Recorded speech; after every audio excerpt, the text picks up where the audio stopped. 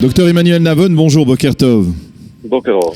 Alors, ensemble, nous voulons parler ce matin de cette visite de Benyamin Netanyahou en Ukraine, une visite que lui-même qualifie d'historique, même si ce n'est pas la première d'un Premier ministre israélien dans ce pays, mais une visite que l'on a du mal à qualifier. S'agit-il d'une visite diplomatique, d'une visite politique, d'une visite électorale, comme l'affirment les proches d'Avigdor Lieberman ou Avigdor Lieberman lui-même? À votre avis, alors, comment doit-on définir cette visite ?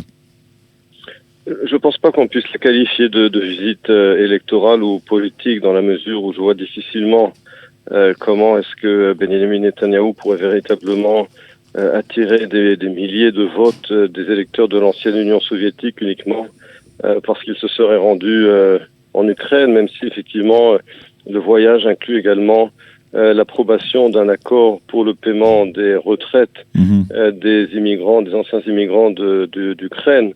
Mais encore une fois, il ne s'agit pas de dizaines de milliers de personnes qui pourraient faire pencher la balance en faveur du Premier ministre et du Likoud.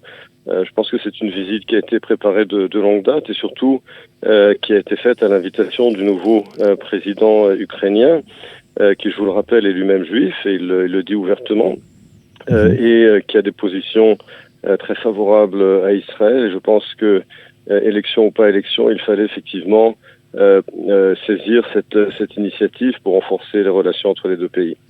Alors justement, donc vous écartez l'option d'une visite à caractère électoral, comme l'a repoussé d'ailleurs Benyamin Netanyahou hier, mais sur le plan des relations entre les deux pays, comment peut-on comprendre à la fois cette volonté d'Israël de renforcer ses relations avec l'Ukraine, et puis de notre côté, on va dire, la proximité qui existe, on le sait, entre Netanyahou et Poutine, et là encore, sans vouloir parler trop d'élections du 17 septembre, on parle aussi d'une visite possible de Vladimir Poutine en Israël avant les élections, toujours dans le même objectif d'essayer de séduire l'électorat russophone.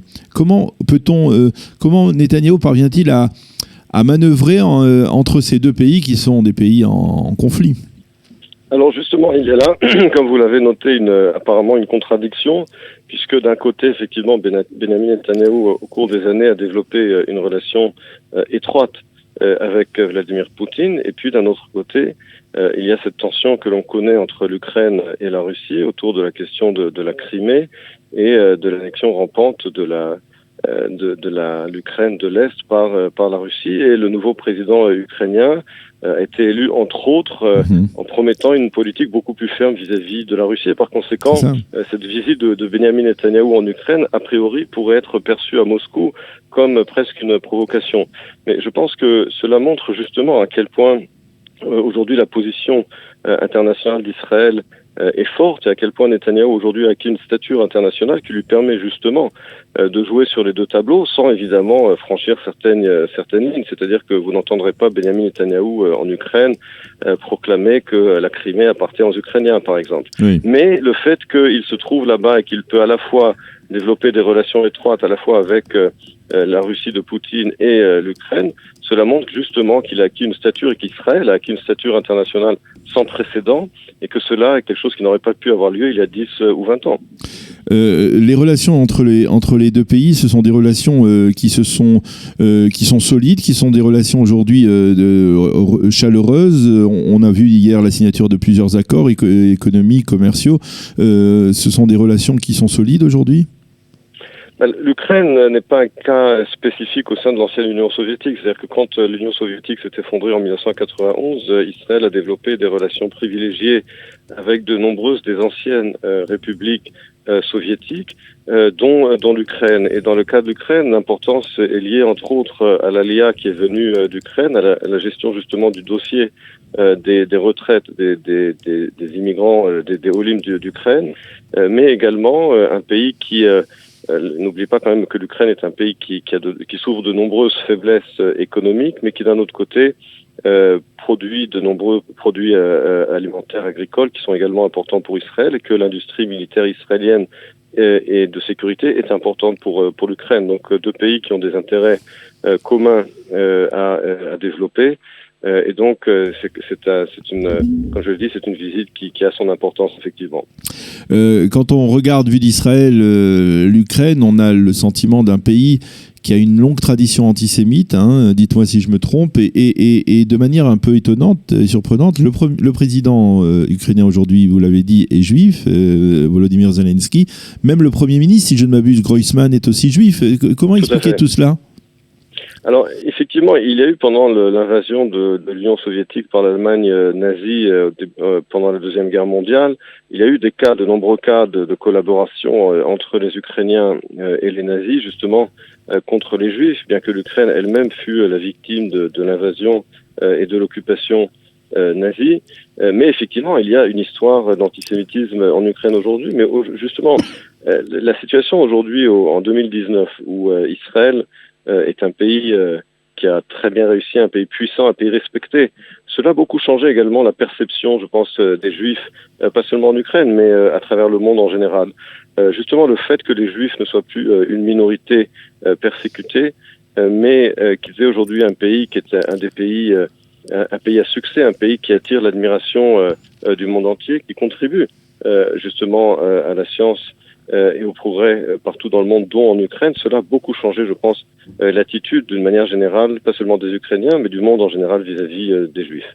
Alors, je voudrais, avec votre permission, revenir un peu sur les élections, parler non seulement pas de la visite de Binyamin Netanyahou en Ukraine à travers donc le prisme électoral, mais essayer de comprendre, et je voudrais que vous m'expliquiez, vous donnez votre analyse, comment le Likoud semble avoir perdu, on va dire, au cours des derniers mois, une partie de l'électorat russophone qui lui était fidèle, un électorat qui semble être revenu vers Avigdor Lieberman, qui, on le voit dans les sondages, en tout cas se renforce. Comment expliquer cela ?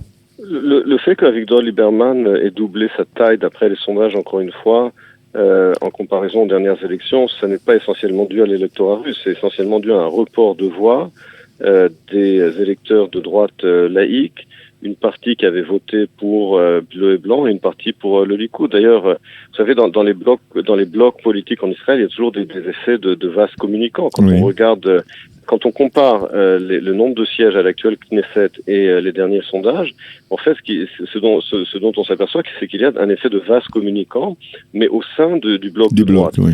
Et Lieberman à la fois récupère des électeurs de droite laïque, mais également de nombreux électeurs du parti bleu et blanc, pour qui la question des relations entre État et religion est plus importante, ou par exemple des électeurs de bleu et blanc qui voulaient avant tout ne pas avoir Netanyahou comme Premier ministre et qui voient dans Lieberman le seul finalement qui était capable de le bloquer. Donc c'est pas l'électorat russophone qui a fait doubler la taille de Lieberman, encore une fois, d'après les sondages, mais plutôt des reports de voix sur les sujets qu'on vient d'évoquer. Donc vous sous-entendez que le Likoud fait une erreur en essayant de séduire à nouveau l'électorat russophone. Peut-être qu'il devrait essayer de rassembler, d'essayer de ramener dans ses rangs, on va dire, cet électorat laïque de droite qui a glissé vers Lieberman.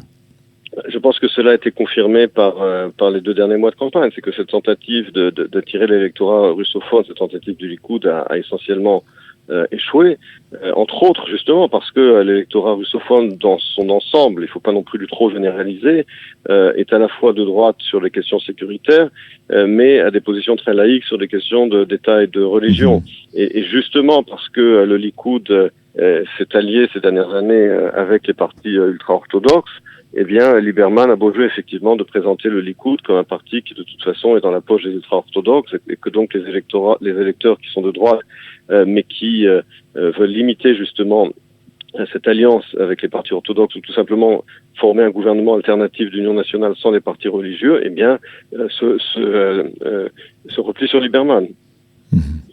Eh bien, merci beaucoup, Dr Emmanuel Navon, de nous avoir éclairé sur la visite de Binyamin Netanyahou, ses relations entre Israël et l'Ukraine, et puis également donc sur cet angle électoral. Merci d'avoir été avec nous et bonne journée. Shalom. Bonne journée.